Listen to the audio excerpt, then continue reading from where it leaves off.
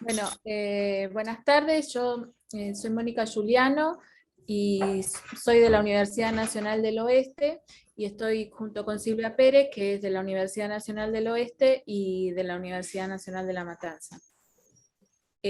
Nosotros vamos a presentar este trabajo que tiene como antecedente dos proyectos anteriores de la Universidad Nacional de La Matanza, donde yo era la directora, uno que empezó en 2017 y otro que empezó en 2019 y terminó en 2020. Eh, en 2020-2021 comenzó un nuevo proyecto en la Universidad Nacional de La Matanza dirigido por Silvia Pérez y otro donde estamos juntas en la Universidad Nacional del Oeste, la 1. Donde estamos con integrantes del Hospital Posadas. Y Jorge Ubiquian, que es de CONICET, que también participa. Además de Nahuel Mancharúa, que es un doctor en informática, que está trabajando con un conjunto de alumnos de grado. El objetivo del proyecto de la Universidad del Oeste se divide en dos partes. Una es el procesamiento y análisis automático del habla para detectar y clasificar pacientes con enfermedad de Parkinson, y un segundo que es desarrollar una aplicación web que permita gestionar grabaciones de los pacientes con enfermedad de Parkinson que pudiera utilizar el médico en su consultorio con los pacientes directamente. La enfermedad de Parkinson tiene características clínicas muy floridas, digamos, y no tiene ningún estudio determinativo, digamos, no hay un análisis, hay indicios, distintos indicios. Y lo que estamos haciendo es sumar a esta enfermedad neurodegenerativa que produce rigidez, temblores, lentitud, la posibilidad de un diagnóstico a través del análisis del habla, que sería no invasivo. Entonces, para ello trabajamos en la construcción de una base de datos con enfermos, pacientes con enfermedad de Parkinson en 2019, con un trabajo interdisciplinario donde participaron el Hospital Posadas y el Hospital Rivadavia y el CONICET. Se contó con la supervisión del Comité de Ética del Hospital Rivadavia. Y entonces lo que se grabó fue habla espontánea, la fonación sostenida de las vocales A, I, U, la repetición de la palabra patacá y la fonación de la frase: Betty, qué inmensa alegría escucharte. Cuando vengas para fin de año quiero llevarte a recorrer toda la Argentina. Entonces lo que buscamos es ver qué problemas de entonación o de articulación o de la voz monótona se reflejan en estas grabaciones de Parkinson, diferenciándola de las personas que no lo tienen. Todo el conjunto de audios se hizo con pacientes del Hospital Posadas y las grabaciones se hicieron en el Hospital Rivadavia. No sé cómo sacar esto. Bueno. Se hizo en el Hospital Rivadavia un circuito donde los pacientes llegaban y se terminaba haciendo toda la grabación.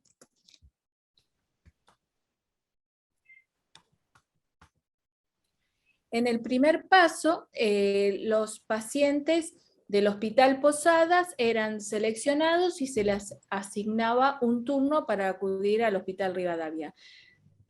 Cuando llegaban en el Hospital Rivadavia, era el servicio de otorrinolaringología, y allí lo primero que se les hacía era una entrevista con un médico neurólogo donde firmaban el consentimiento informado y se les hacía una evaluación neurológica. con el test UPDRS, en la parte 3, que es la exploración motora. Luego se pasaba a un espacio especialmente acondicionado y una fonoaudióloga junto con un técnico en sonido, la fonoaudióloga del Hospital Rivadavia y el técnico en sonido con equipamiento de la Universidad Nacional de La Matanza, hacían las grabaciones del protocolo. Como último paso, los pacientes eran vistos por una médico otorrino y hacían una endoscopía de las cuerdas vocales que se grabó, se filmó. No se filmó, queda grabado el mismo estudio, se genera un video. Y esta parte era para descartar que hubieran nódulos u otras patologías que fueran causa de exclusión de los pacientes. Bueno, todo este trabajo fue un trabajo interdisciplinario donde todos participaron muy generosamente. Las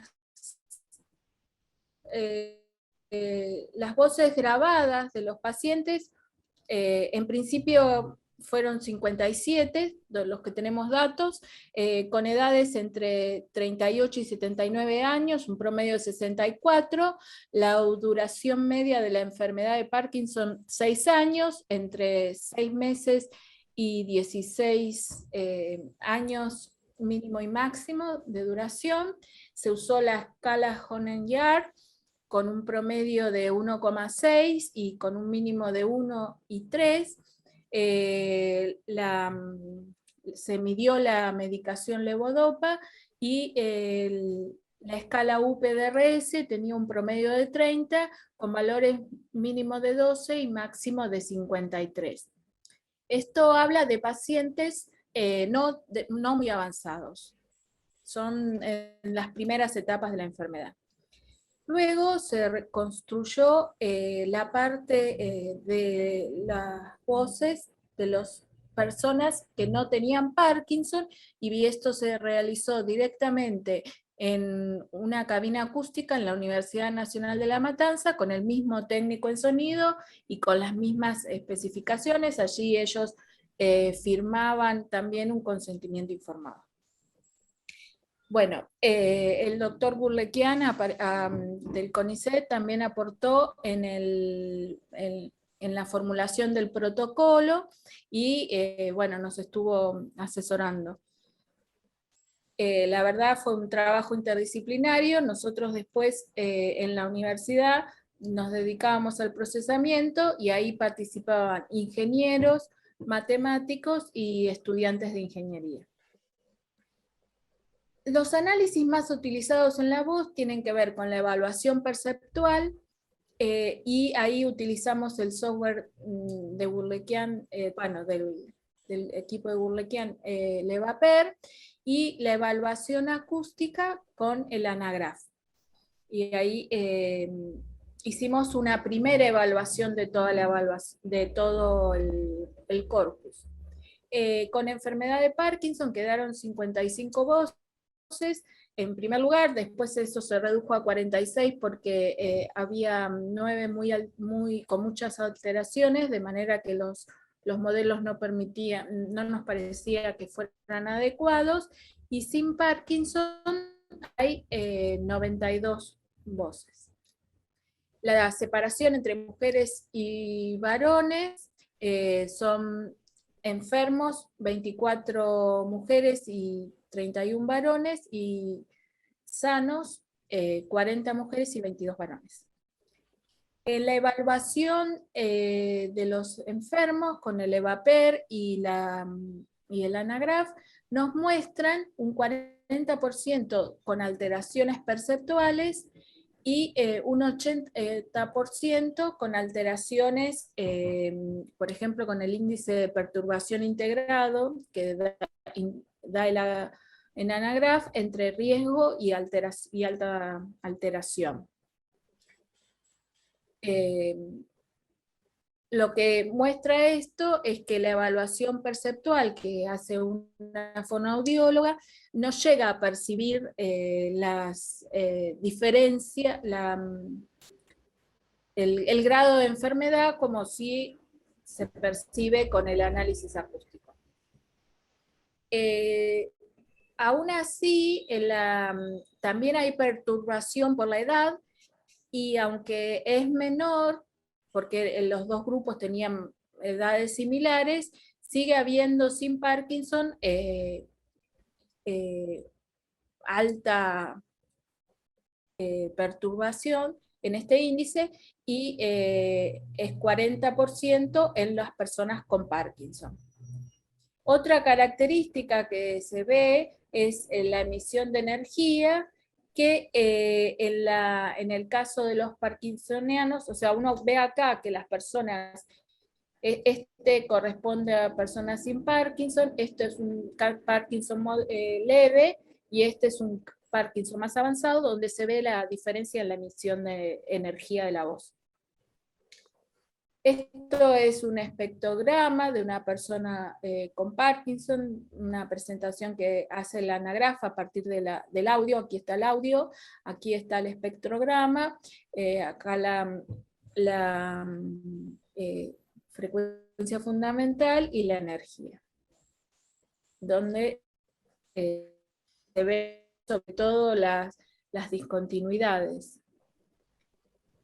Bueno, entonces las características del habla de las personas con Parkinson es entre el 75 y el 90% de las personas tendrían trastorno de la voz, y muchos se ha realizado en la bibliografía en relación a la fonación de la vocal A, y se miran en alteraciones referidas al periodo, referidas a la amplitud de la señal, jitter y shimmer, al cierre incompleto del tracto vocal, que produce un flujo de aire turbulento que se manifiesta como ruido, problemas de articulación necesaria para la fonación, que se calculan con los coeficientes MFC, y en el habla espontánea y frases se mira la prosodia, la disartria, el ritmo, porque se observa reducción de la fluidez verbal y el ritmo,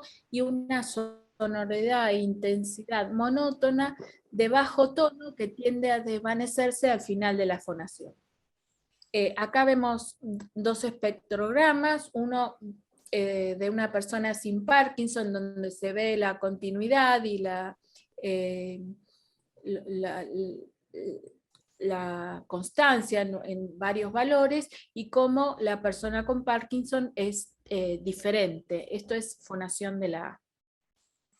Bueno, ahora le voy a dar lugar a Silvia, que va a contar lo que estuvimos haciendo, algunas de las cosas que estuvimos haciendo. Te dejo, Silvia. Bien, paso a compartir yo, ¿no? Sí. Perfecto. Bueno, perdón, vamos aquí. Yo quiero hablar de la parte de análisis propio de la señal de habla que estamos haciendo en un proyecto actual, ¿sí? Y de algunos trabajos que presentamos. En el proyecto actual que tenemos en Matanza, los objetivos principales son dos.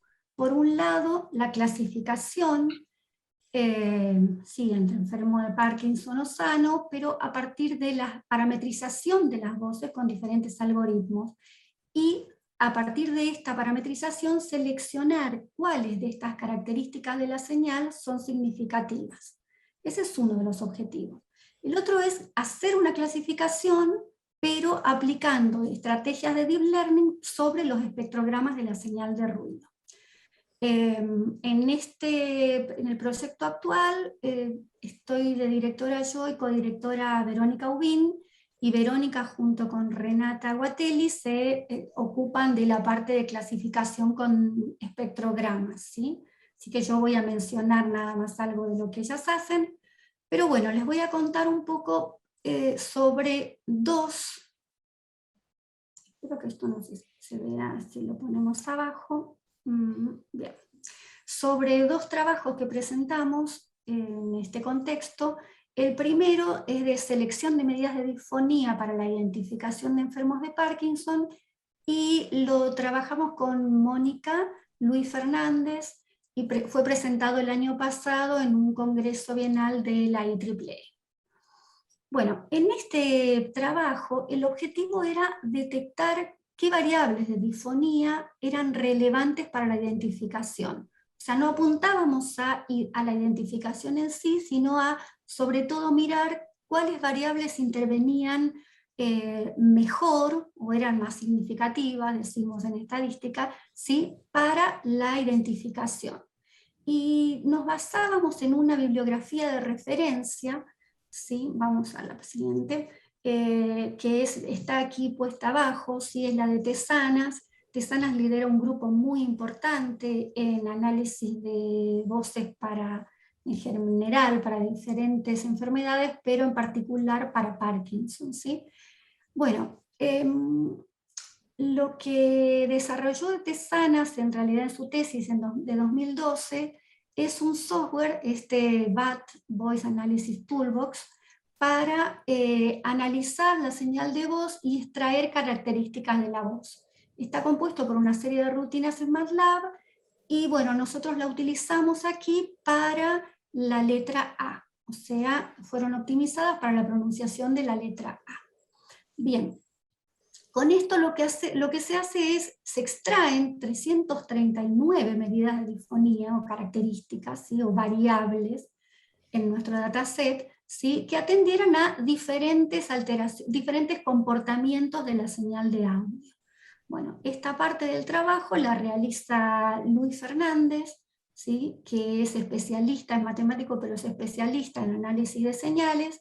Entonces, un aporte importante que consideramos en este trabajo es que Luis hizo esta clasificación de medidas de disfonía en 4 grupos, ¿sí? O sea, estas 339 variables, son muchísimas, ¿sí?, las clasificamos en variables. Grupo 1, variables que atendieran a variaciones de F0, ¿sí?, o lo que se dice el comportamiento jitter, ¿sí?, variables asociadas a jitter, que miden, bueno, alteraciones del periodo de la frecuencia fundamental F0.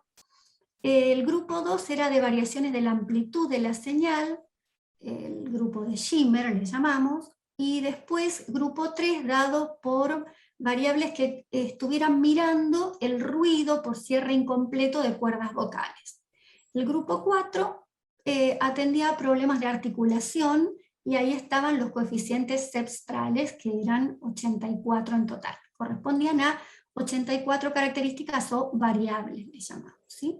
Bueno, aquí abajo hay un esquema básico de lo que es una señal y lo que estoy mirando cuando miro amplitud, y la definición de frecuencia fundamental como inversa de 2 ciclos de un periodo completo, ¿no? Un ciclo. La amplitud, la medida del ciclo. Bien, el proceso, hubo acá 2 etapas, grandes etapas, digamos. Una primera etapa de preselección de variables, donde a partir de las 339 medidas extraídas por BAT, había una limpieza primero, seleccionando 297, y luego se hacía comparación de medias comparando categorías de género, condición de enfermedad y la interacción entre ambas. Entonces nos quedaron una segunda limpieza, digamos, de 240 variables. Sobre esas variables vimos que había grupos de alta correlación. Entonces se hizo análisis de componentes principales, detectando 29 componentes, y de estas se retuvieron las 9 primeras componentes. En cada una de estas se seleccionaron variables que tuvieran mayor peso, y quedaron seleccionadas 29.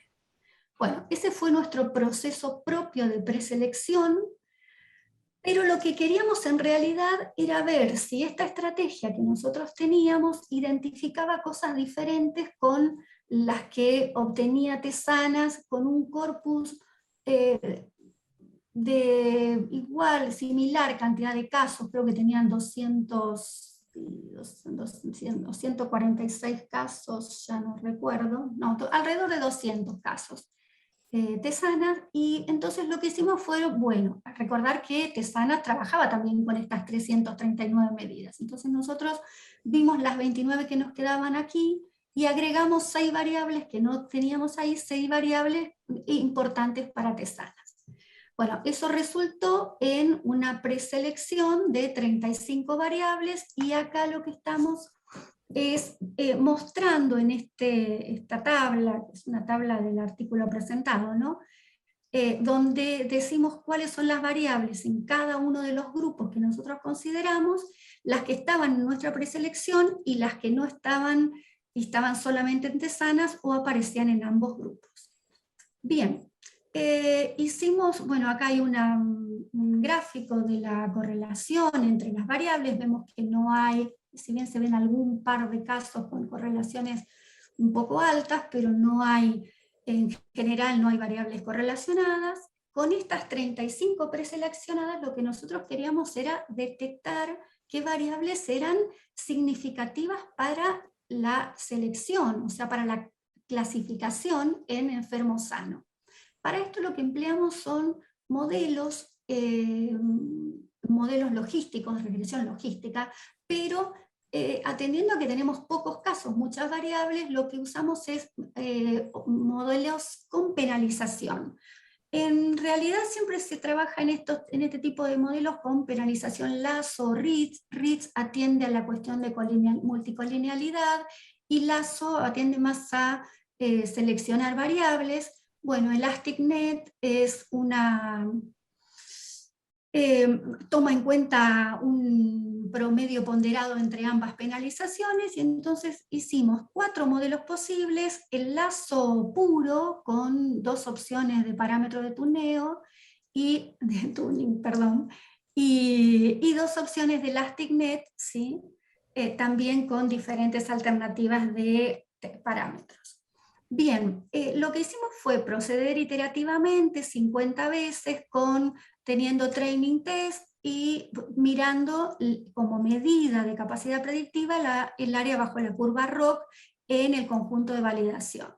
Entonces, con esto lo que obtuvimos a lo largo de las 50 iteraciones es que tenemos como promedios de capacidad predictiva superiores a 80, ¿sí? A 80%, 80, 82 y demás, pero claro, acá estamos viendo 50 iteraciones, miramos mínimo y máximo de estas cantidades. Si bien hay valores bajos de 0,60, también aparecen valores de muy cercanos al 100%, ¿no? Bueno, nuestro interés no era ver qué tan buena era nuestra clasificación, sino ver que la clasificación tenía capacidades predictivas buenas, pero con esas capacidades predictivas queremos ver qué variables aparecen seleccionadas. Entonces lo que muestra esta tabla es el porcentaje de veces que queda elegida cada variable, ¿sí? Y entonces aquí aparecen las 11 primeras, las 11 variables más frecuentes, con aquí el promedio de aparición, si que se quiere, ¿sí? Entre los 4 modelos considerados. Esto nos permitió a nosotros armar una tabla de importancia de las variables, ¿sí?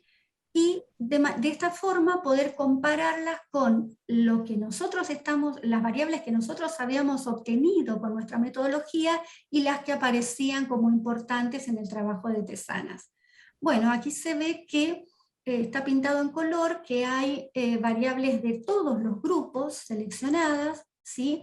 Algunas son solamente variables propias y otras están en ambos, pero en ningún momento, y siendo que acá había en nuestro conjunto de variables, había variables que solo eran de Tesanas, estas variables no aparecieron en este orden de importancia.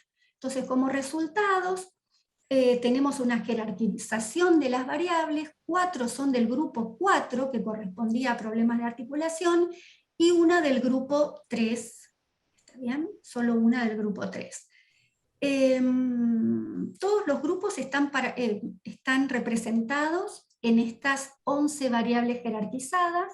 Las más relevantes, ¿sí?, fueron inicialmente propuestas por nuestro propio método. Bueno, como aporte extra, nosotros estábamos viendo, como dije antes, estas 339 que parecían un mundo de variables, las tenemos agrupadas en a qué problema de la señal de voz estaban atendiendo. Bueno, a modo de ejemplo, acá tenemos algunos gráficos, boxplot, para mostrar la condición de enfermedad, ¿sí?, para cada variable. Como por ejemplo, la variable 34, que corresponde al grupo 2, está mostrando muy diferente comportamiento en los enfermos, ¿sí?, dependiendo del sexo, digo. Bien, a ver, hasta ahora hicimos todo este análisis y resulta que lo que nosotros vimos es que las variables de Schimmer no aparecían muy representadas, ¿sí? Sin embargo, nosotros veíamos que en una señal de voz sana y enferma había diferencias, eran muy observables las diferencias de amplitud, diferencias en la curva de amplitud.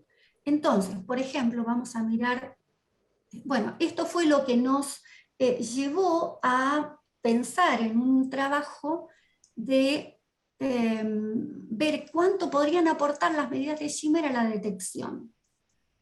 Pregunto un poquito, veo que estoy un poco retrasada, ¿hay problemas con esto? No hay problema, sí, no hay inconveniente. Bueno, gracias.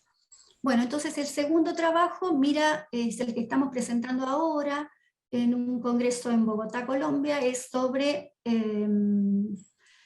cuánto aportan las medidas de Schimmer a la detección.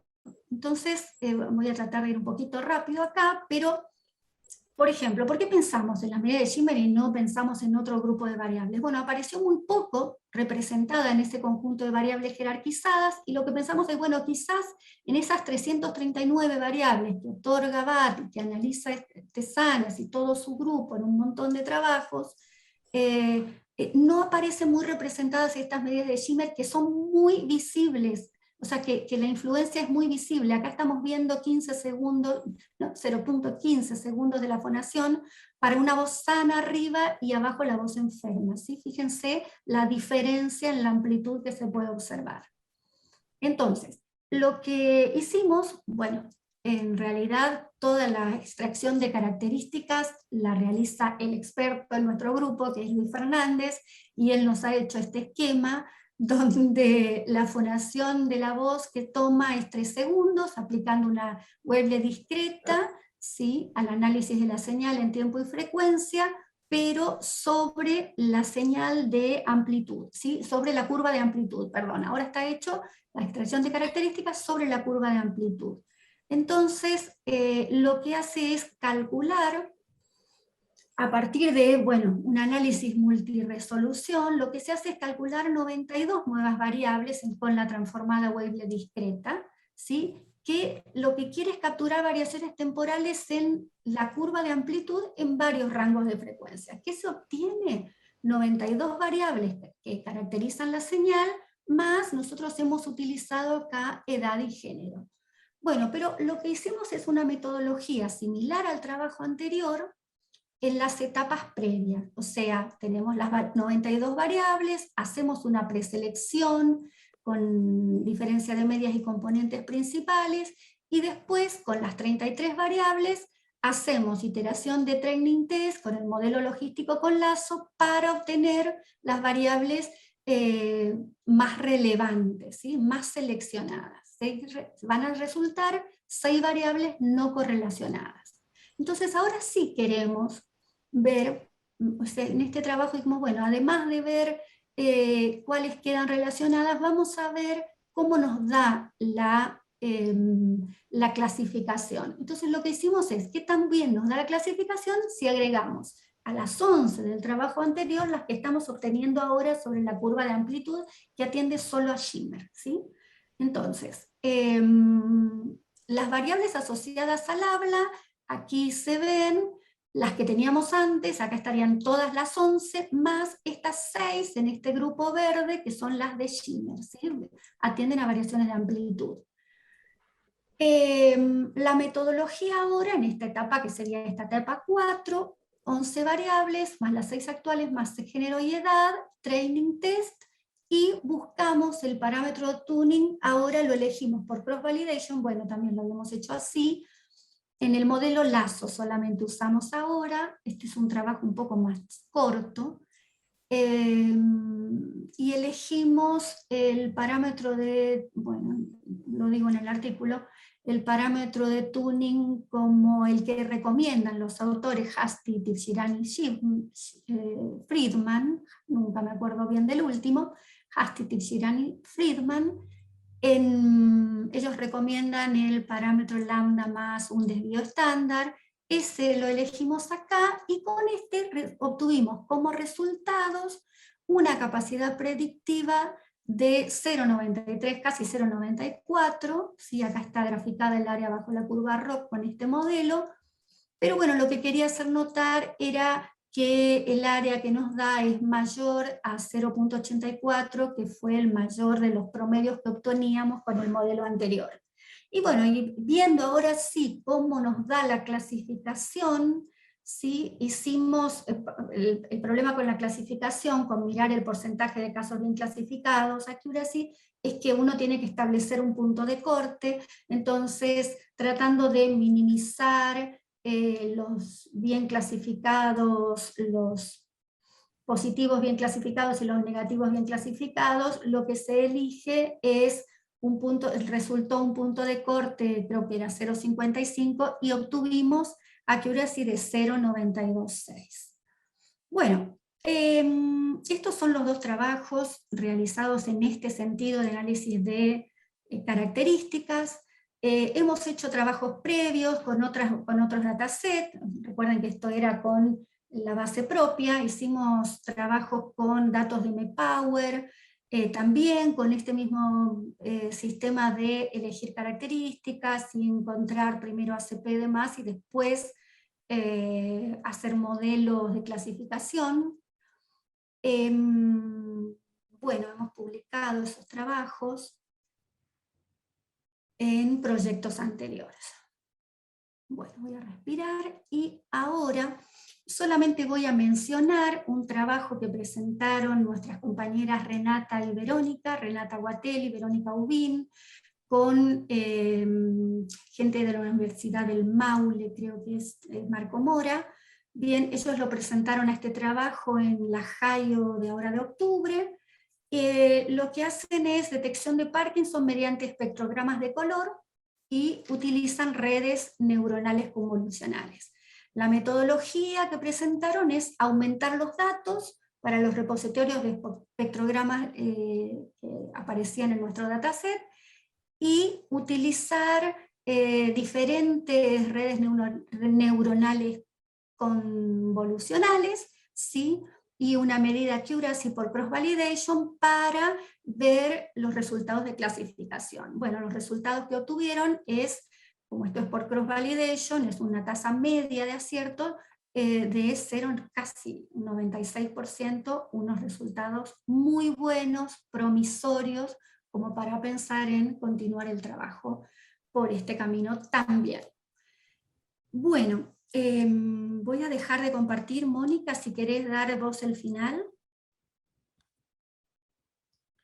Sí, Perfecto. Ya estoy compartiendo, ¿no? No, creo que no, Mónica. Ah, sí, esto, sos vos. Oh, perdón. Bueno, para presentar las conclusiones fue importante el trabajo colaborativo que permitió la construcción de base, la metodología empleada para la extracción de parámetros y las perspectivas del Deep Learning.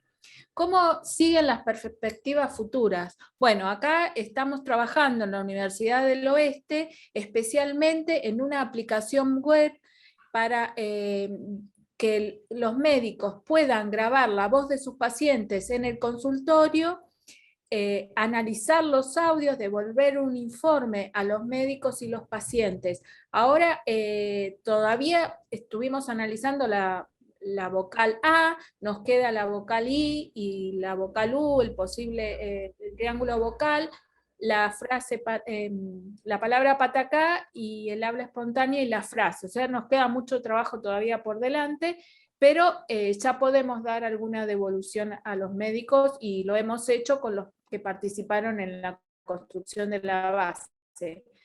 La idea es esta, que poder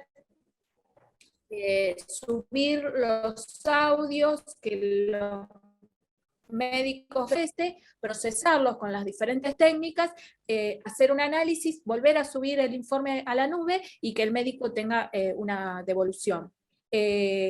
Esto permitiría una construcción colectiva de conocimiento y la mayor cantidad de audios también permitiría un análisis mejor. Bueno, la app web sería totalmente gratuita, que buscamos la utilización generalizada de la app, el aumento del corpus, el aumento de la precisión, incorporar a fonoaudiólogos. En el Hospital Posadas están interesados en utilizar estas metodologías para antes y después de las operaciones que realizan con los enfermos con Parkinson, y estamos organizando un primer workshop de estudios del habla en pacientes de enfermos con Parkinson, a los que esperemos ver en el 2020, a los 22, a los que estén interesados. Acá les dejamos las publicaciones, hemos recibido un premio por la construcción de la base, y agradecemos especialmente al doctor Darío Adamé, que es el médico neurólogo del Hospital Posadas y el Hospital Rivadavia, que posibilitó la construcción de la base, a las personas con y sin Parkinson que participaron en las grabaciones, y a las universidades que nos contienen, la Universidad del Oeste y la Universidad de La Matanza. Bueno, muchas gracias.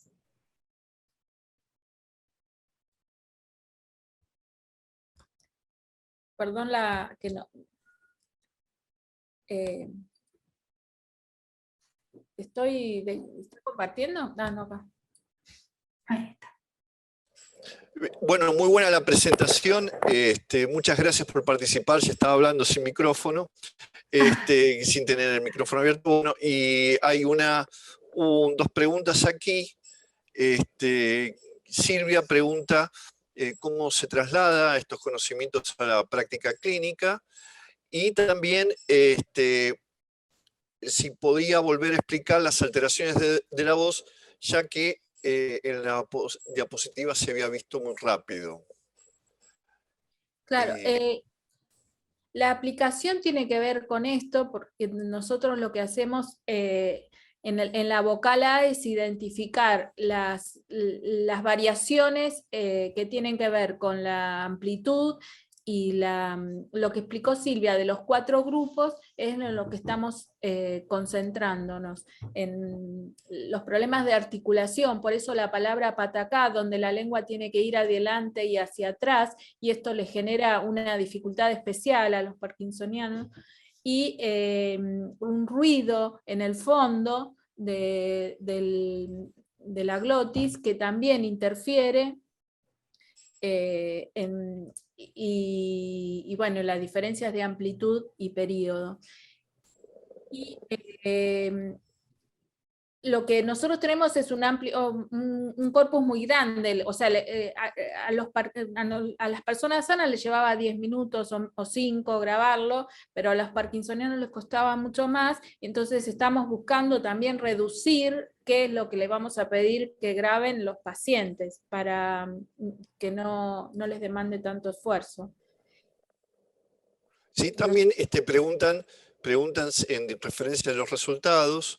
Otra pregunta que hay, si hay diferencias, en qué estadio de la enfermedad se encuentran los pacientes que son en las primeras etapas. En un PDRS tenía un máximo de 53 en un PDRS. O sea, no la parte que es la que evaluamos. Nosotros podemos dar más información y entregamos la diapositiva para que la podemos compartir, y y bueno, estamos iniciando, esto costó mucho ubicarnos en el tema, así que sí, la idea es... Sí, perdón, Mónica, quizás esto que preguntan de diferentes etapas, acá no había en este dataset que nosotros trabajamos, en el corpus que tenemos, pero hemos hecho trabajos antes con el grupo de, creo que no mencionaste, que trabajábamos en proyectos anteriores con un grupo de la Politécnica de Madrid, y ahí trabajábamos con un corpus, trabajamos con un corpus semipúblico, donde aparecían diferentes estadios y parte de ese proyecto se presentó, creo que Frank presentó sobre una clasificación, ¿no? Hizo clasificación de estadios y tuvo una buena performance en ese trabajo. Sí. Sí, sí, parece que hay relación entre el estadio de la enfermedad y el grado de deterioro de la voz. Pobre para eso. Sí. Sí.